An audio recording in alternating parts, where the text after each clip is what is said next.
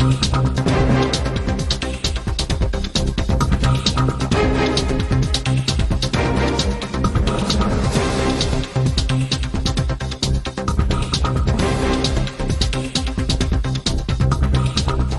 செய்தியை பார்த்து வருகிறோம்.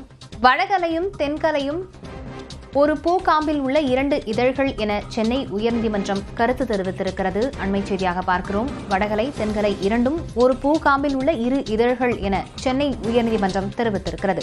இது தொடர்பான வழக்கில் சென்னை உயர்நீதிமன்றம் இந்த கருத்தை முன்வைத்திருக்கிறது.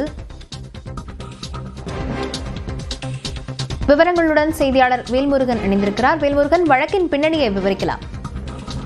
லாவண்யா, வடகலை தென்கலை இரண்டும் ஒரு காம்பில் உள்ள 2 இதழ்கள் என தெரிவித்த சென்னை உயர்நீதிமன்றம் குருக்களின் பெயரில் மோதலில் ஈடுபடுவதை நிறுத்த வேண்டும் என இரு பிரிவினருக்கும் சென்னை உயர்நீதிமன்றம் அறிவுரை வழங்கியிருக்கிறது.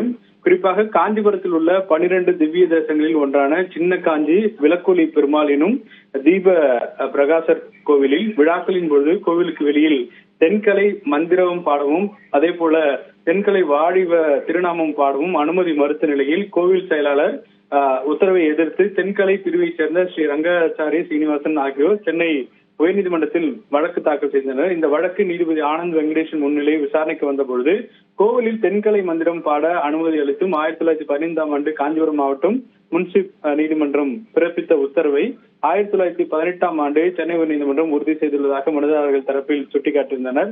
இந்த வழக்கை விசாரித்த நீதிபதி உரிமையியல் நீதிமன்றத்தின் உத்தரவை அமல்படுத்த உயர்நீதிமன்றத்தில் பயன்படுத்த முடியாது, தீர்ப்பை அமல்படுத்த கோரிய சம்பந்தப்பட்ட உரிமையியல் நீதிமன்றத்தை அணுகலாம் என கூறி வழக்கை தள்ளுபடி செய்தனர்.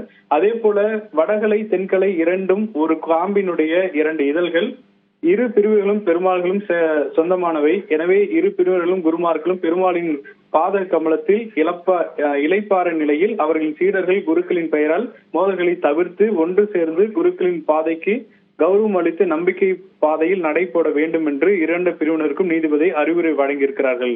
லாவண்யா, விவரங்களுக்கு நன்றி வேல்முருகன்.